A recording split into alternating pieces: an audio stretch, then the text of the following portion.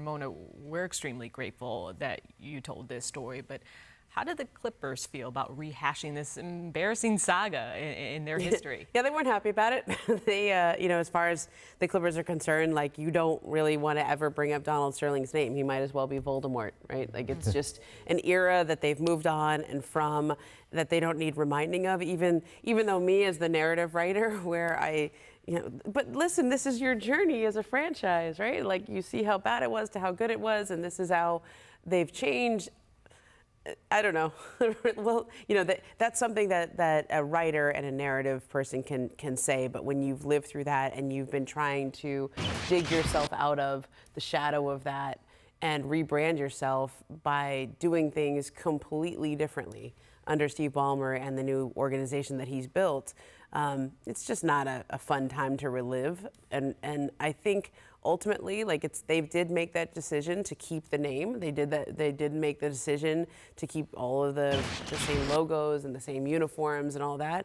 And Steve actually did say that at his opening press conference, where he says, I think that this is part of our story. Like, we want the story of the Clippers to be the franchise that comes back from that. So, let's see. He's finally put them in this position to do so. Well, obviously we heard in the podcast, talk to players like Ryan Hollins and Matt Barnes and Blake Griffin, but have you had any other players who listen to the podcast and tell you about their their feelings on reliving this situation? Yeah, I mean, even during this, let's say there's a lot of people you talk to who tell you very juicy stories off the record that they don't necessarily want to tell. Stories.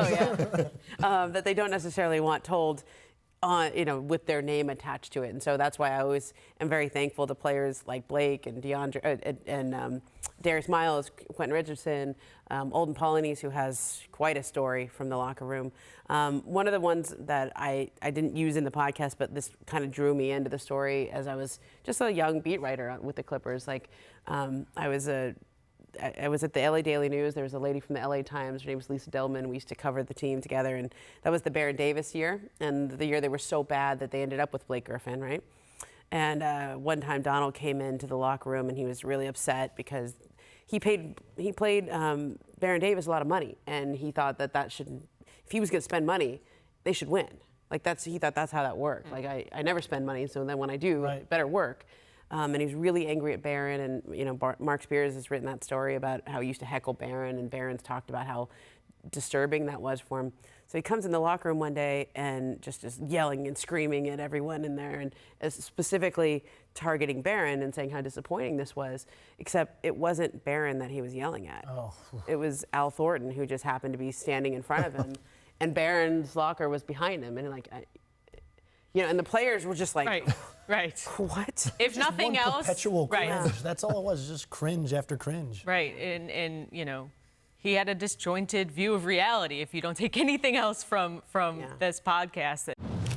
Thanks for watching ESPN on YouTube. For more sports highlights and analysis, be sure to download the ESPN app. And for live streaming sports and premium content, subscribe to ESPN+.